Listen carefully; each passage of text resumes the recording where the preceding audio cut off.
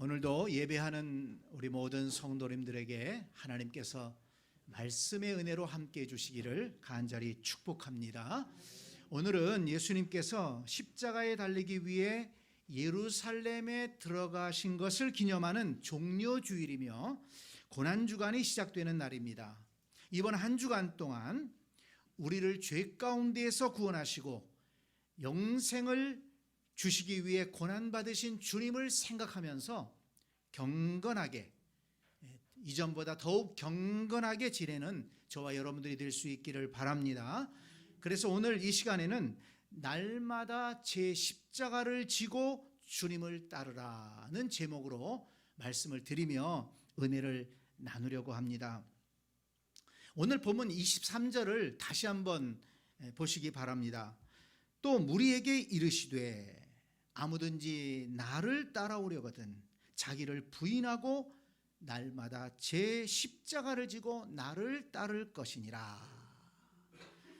예수님은 이 말씀을 무리에게 하셨다고 했습니다. 무리에게 이르시되, 여러분 여기서 무리는, 지금 예수님의 말씀을 듣고 있는 그 무리는 어떤 사람들을 가리킬까요? 18절을 올라가서 보면 예수께서 따로 기도하실 때에 제자들이 주와 함께 있더니라고 했습니다.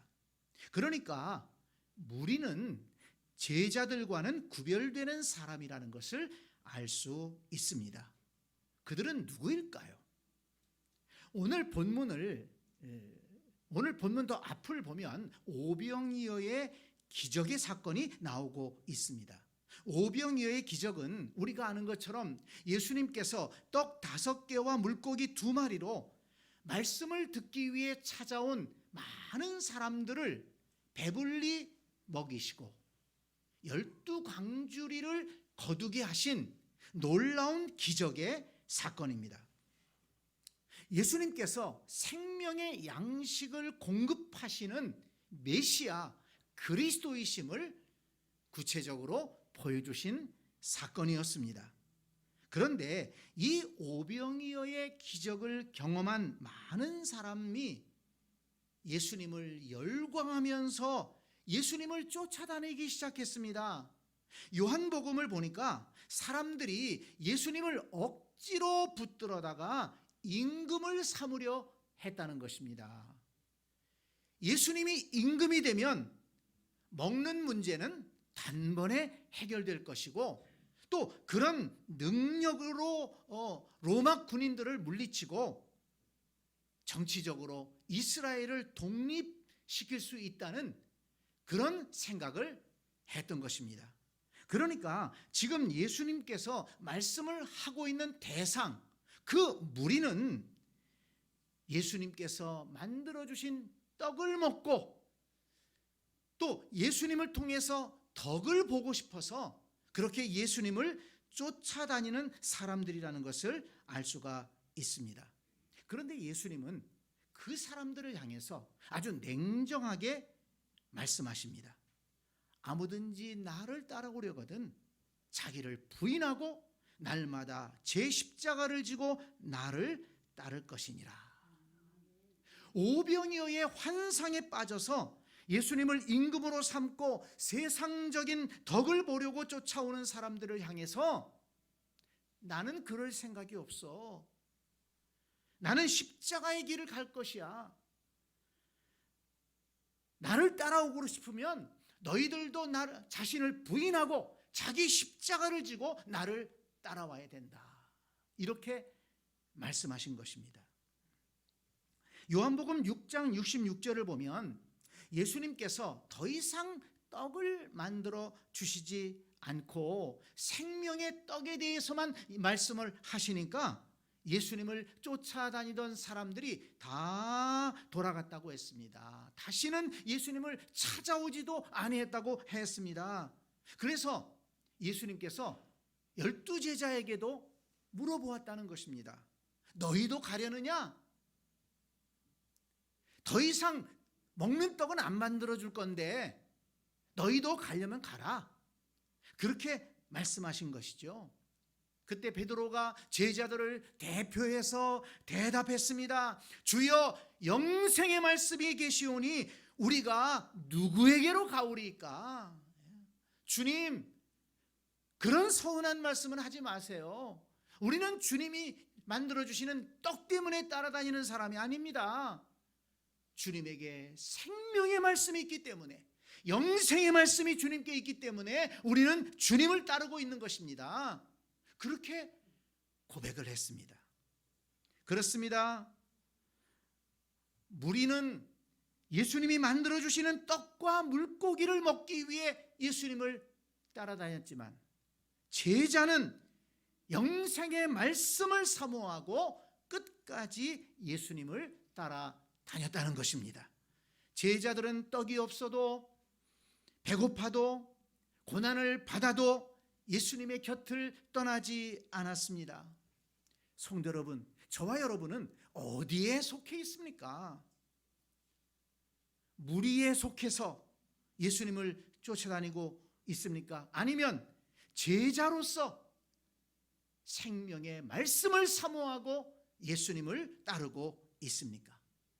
교회를 다니고 예배하는 것이 육신의 배부름을 얻기 위함입니까? 아니면 예수님께서 주시는 생명의 양식을 먹기 위함입니까?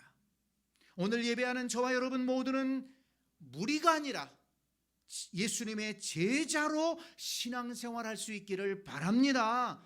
베드로의 고백처럼 영생의 말씀이 주님께 있기 때문에 그 영생의 말씀을 듣기 위해서 주님을 따릅니다. 이런 고백으로 신앙생활 하자는 것입니다. 자, 그러면 예수님이 말씀하신 제자의 삶은, 예수님을 따르는 삶은 구체적으로 무엇일까요? 오늘 본문을 보면 예수님이 반복해서 말씀하시는 것이 있습니다. 따라오라는 것입니다. 오늘 본문을 다시 한번 보세요. 나를 따라오려거든. 그리고 마지막에도 나를 따를 것이니라 그랬습니다. 그렇습니다. 무리가 아니라 제자가 되기 위해서는 예수님을 따르는 자가 되어야 한다고 말씀하십니다. 여러분, 예수님께서 처음 제자를 부르실 때 뭐라고 하시면서 부르셨는지 기억하십니까? 마태복음 4장 19절에는 예수님께서 베드로와 그의 형제 안드레를 부르시는 그 장면이 나오고 있는데요, 예수님께서 이렇게 말씀하십니다. 나를 따라오라. 내가 너희를 사람을 낚는 어부가 되게 하리라 하시니 그들이 곧 그물을 버려두고 예수를 따르니라. 또 이어서 예수님은 세베대의 아들 야고보와 그 형제 요한을 부르셨는데, 그 장면도 보면 그들이 곧 배와 아버지를 버려두고 예수를 따르니라 그랬습니다. 마태복음 9장 9절에도 보면 예수께서 그곳을 떠나 지나가시다가 마테라 하는 사람이 세관에 앉은 것을 보시고 이르시되 나를 따르라 하시니 일어나 따르니라 그랬습니다. 여러분, 예수님은 제자들을 부르실 때 나를 믿으라고 하시지 않고 나를 따르라고 말씀하셨습니다. 그래서 베드로도 안드레, 야고보, 요한, 마태도 모두 나를 따르라는 그 부르심에 응답해서 모든 것을 버려두고 예수님을 따르기 시작했다는 것입니다. 그들이 곧 그물을 버려두고 예수를 따르니라. 그들이 곧 배와 아버지를 버려두고 예수를 따르니라. 그러니까 여러분, 예수님의 제자는 어떤 사람들입니까? 예수님을 따르는 사람들이라는 것입니다. 제자의 삶이란 어떤 삶입니까? 예수님을 따르는 삶이라는 것을 알 수가 있습니다. 그런데 저와 여러분이나 신앙생활을 하면서 믿으라는 말은 많이 들었지만 따르라는 말은 잘 듣지 않았습니다. 잘 듣지 못했습니다. 믿으라는 말은 익숙하지만 따르라는 말은 익숙하지 않습니다. 그래서 성도들 가운데 주님을 믿는 사람은 많아도 주님을 따르는 사람은 많지 않다는 것입니다. 그런데 기억해야 할 것은 예수님은 제자들을 부르실 때 나를 따르라고 하셨다는 것입니다. 왜 예수님은 나를 믿으라고 하시지 않고 나를 따르라고 하셨을까요? 그것은 예수님을 따르는 것이 진정으로 예수님을 믿는 길이기 때문인 것입니다. 한번 따라서 합시다. 예수님을 따르는 것이 진정으로 예수님을 믿는 것이다. 여러분 오해하지 마세요. 예수님을 따른다는 것은 그저 예수님 뒤를 졸졸 따라다니는 것을 의미하는 것이 아닙니다. 예수님을 따른다는 것은 예수님을 바라보며 예수님의 믿음을 따르고 예수님의 사랑을 따르고 예수님의 소망을 따라가는 것입니다. 예수님의 인내를 따르고 예수님의 헌신을 따르고 예수님의 겸손을 따르고 예수님의 용서를 따르는 것입니다. 여러분 이처럼 예수님의 모든 것을 따라가는 것이 진정한 믿음이 아니겠습니까? 예수님을 믿는다고 하면서 사는 것을 보니까 예수님과 정반대로 살아가요. 생각하는 것을 보니까 예수님의 생각하고 달라요.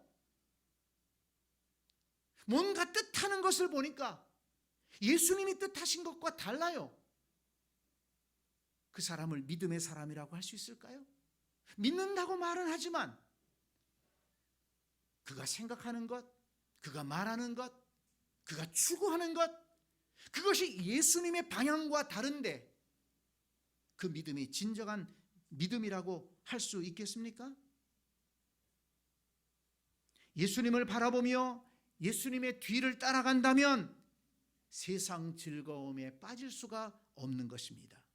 그러므로 성도 여러분, 오늘부터 저와 여러분은 예수님을 믿는 데서 그치지 말고 예수님을 따르는 성도가 될 수 있기를 간절히 축복합니다. 예수님을 믿을 뿐만 아니라 예수님을 바라보고 예수님의 인격과 예수님의 삶을 따라가는 진정한 그리스도인들이 될 수 있기를 축복합니다. 그러면 한 걸음 더 나아가서 예수님을 따르려면 어떻게 해야 될까요? 오늘 본문을 다시 한번 보시기 바랍니다. 아무든지 나를 따라오려거든 자기를 부인하고 날마다 제 십자가를 지고 나를 따를 것이니라. 아무든지 나를 따라오려거든 그랬습니다. 예수님을 따라가는 것에는 차별이 없다는 것입니다. 남녀노소, 동양 사람, 서양 사람, 배운 사람, 못 배운 사람, 부자든 가난하든 건강하든 약하든 그런 거가 문제가 되지를 않아요. 누구든지 아무든지 주님을 따를 수 있습니다. 그렇지만 조건이 있습니다. 주님을 따라가는 자는 자기를 부인하고 주님을 따라야 한다는 것입니다. 여러분, 어떻게 하는 것이 자기를 부인하는 것일까요? 예수님은 겟세마네 동산에서 자기를 부인하는 것을 구체적으로 보여주셨습니다. 잡히시던 날 밤 겟세마네 동산에서 예수님은 이렇게 기도하셨습니다. 아버지여, 만일 아버지의 뜻이거든 이 잔을 내게서 옮기시옵소서. 그러나 내 원대로 마시옵고 아버지의 원대로 되기를 원하나이다. 예수님은 십자가의 고통이 얼마나 큰지를 아셨습니다. 그래서 그걸 좀 피하기를 원하셨어요. 그렇지만 내 원대로 하시지 말고 아버지의 원대로 되기를 원합니다. 내 뜻이 아니라 아버지의 뜻대로 이루어지기를 원합니다. 그러니까 예수님의 뜻은 죽이고 아버지의 뜻을 따르겠다는 것입니다. 이것이 자기 부인입니다. 그리고 예수님은 아버지의 뜻을 따라서 십자가를 지셨습니다. 자기 중심이 아니라 하나님 중심으로 사는 것입니다. 자기 생각이나 감정이 아니라 하나님의 뜻을 바라보고 나아가는 것입니다. 자기의 생각이나 자신의 감정이 하나님의 말씀과 다를 때 자기의 생각을 바꾸고 자신의 감정을 죽이고 주님의 말씀을 따라가는 것이 자기 부인이라는 것입니다. 내 원대로 마시옵고 아버지의 원대로 되기를 원하나이다. 이 마음으로 사는 것이 자기를 부인하는 길이라는 것을 꼭 기억하시기 바랍니다. 그리고 자기를 부인하는 자들만이 주님을 따라갈 수가 있다 하는 것입니다. 또한 예수님은 제 십자가를 지고 나를 따르라고 말씀하셨습니다. 제 십자가라는 것은 우리 각자가 감당해야 할 십자가를 말하는 것입니다. 예수님이 감당해야 될 십자가는 무엇이었습니까? 인류 역사상 가장 고통스럽고 치욕스러운 사형 도구, 그 십자가에 못 박혀 죽음으로 인류에게 구원과 영생의 길을 열어주시는 것이 예수님이 감당해야 할 십자가였습니다. 예수님은 그 고통과 부끄러움의 십자가를 감당하셨습니다. 베드로와 그 제자들의 십자가는 온 세계를 다니며 예수 그리스도의 복음을 전하고 교회를 세우는 것이었습니다. 그래서 제자들은 자신들에게 맡겨진 십자가를 감당하기 위해서 숱한 고난을 받으면서도 포기하지 않고 복음을 전하다가 모두 순교했습니다. 중요한 것은 저와 여러분에게도 하나님께서 맡겨주신 우리가 지고 가야 할, 우리가 감당해야 할 십자가가 있다는 것입니다. 믿음의 선배들의 뒤를 이어 복음을 전하여 불신 영혼을 구원하고 주님의 몸된 교회를 든든히 세워가야 하는 십자가가 우리에게 있습니다. 가정 복음화를 이루어 믿음의 가정, 예배하는 가정을 세우고 자녀들을 믿음의 다음 세대로 세워야 하는 십자가가 우리에게 있습니다. 세상 속에서 불신앙의 세력들과 맞서 싸워야 하는 십자가를 감당해야 할 때도 있습니다. 성도 여러분, 그 십자가는 하나님께서 기뻐하시는 뜻이기 때문에, 하나님께서 우리에게 맡겨주신 것이기 때문에 우리는 감당해야 하는 것입니다. 또한 그 십자가는 지옥으로 가는 영혼들을 구원하여 하나님 나라로 인도하는 영광스러운 십자가이기 때문에 우리는 감당해야 하는 것입니다. 또한 그 십자가는 우리가 받은 은혜를 다음 세대에게 물려주는 복된 일이기 때문에 우리는 감당해야 하는 것입니다. 그러나 성도 여러분, 그것은 결코 쉬운 일이 아니라는 것을 우리는 알고 있습니다. 예수님도 그것을 알고 계셨습니다. 물질 문명이 팽배한 세상 속에서 복음을 전하고 영혼을 구원하는 것은 쉬운 일이 아닙니다. 시간과 물질과 몸을 들여서 주님의 교회를 세워간다는 것은, 연약한 성도들을 돌본다는 것은 쉬운 일이 아닙니다. 자기 욕심과 세상의 가치관에 물들어 교회를 떠나고 주님을 떠나는 가족들을 주님께로 인도한다는 것도 쉬운 일이 아닙니다. 주님도 알고 계셨어요. 그래서 예수님은 제 십자가를 지고 나를 따를 것이니라 말씀하신 것입니다. 자기 십자가를 지고 각자 알아서 가라, 이렇게 말씀하신 게 아니에요. 자기 십자가를 지고 나를 따라와라. 여러분, 자기 십자가를 지고 가다가 힘들고 어려울 때가 있을 것입니다. 그럴 때는 예수님을 바라보고 예수님의 뒤를 따라가라는 것입니다. 여러분 생각해 보세요. 예수님은 로마 군병들에게 잡혀 온갖 조롱과 모욕을 받으시고 피가 튀고 살점이 떨어져 나가도록 채찍을 맞으셨습니다. 그래도 포기하지 않으셨습니다. 그 무거운 십자가를 지고 쓰러졌다 일어서기를 반복하며 골고다 언덕을 오르셨습니다. 그래도 예수님은 욕하지 않으셨습니다. 양손과 양발에 쇠꼬챙이를 박아 뼈가 부스러지는 고통을 당하시며 십자가에 매달리셨습니다. 벌거벗은 몸으로 높이 매달려 부끄러움을 당하셨습니다. 그래도 주님은 도망가지 않으셨습니다. 그렇게 우리의 죄값을 감당하셨기 때문에 우리에게 구원의 은혜를 주실 수가 있었던 것입니다. 그렇습니다. 예수님이 가신 십자가의 길을 따라간다면, 예수님이 당하신 고통과 부끄러움을 통해서 우리가 받은 은혜를 생각한다면, 지금 우리가 감당해야 할 십자가의 길이 힘들다고, 어렵다고, 부끄럽다고 피하지는 않을 것입니다. 십자가를 지시고 한 걸음 한 걸음 골고다를 오르셔서 구원을 이루신 주님을 바라보고 주님을 따라간다면, 저와 여러분도 우리 각자가 감당해야 할 십자가를 지고 날마다 한 걸음 한 걸음 나아갈 수 있을 것입니다. 저와 여러분이 날마다 제 십자가를 지고 주님을 따라간다면 지옥으로 갈 영혼들이 살아나는 기쁨의 현장을 보게 될 것입니다. 믿음의 가정이 세워지는 은혜를 경험하게 될 것입니다. 경건한 자녀들이 다음 세대 교회를 세워가는 것을 보게 될 것입니다.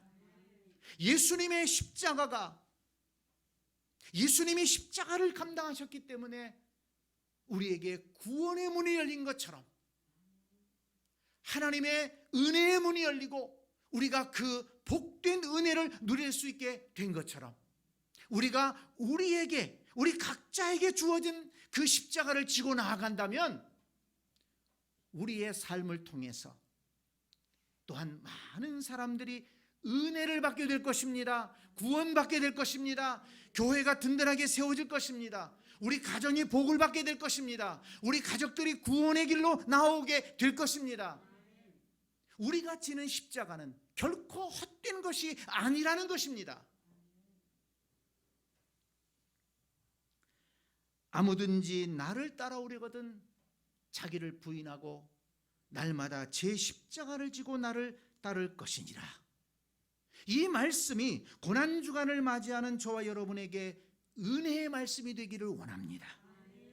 이 말씀을 아멘으로 받아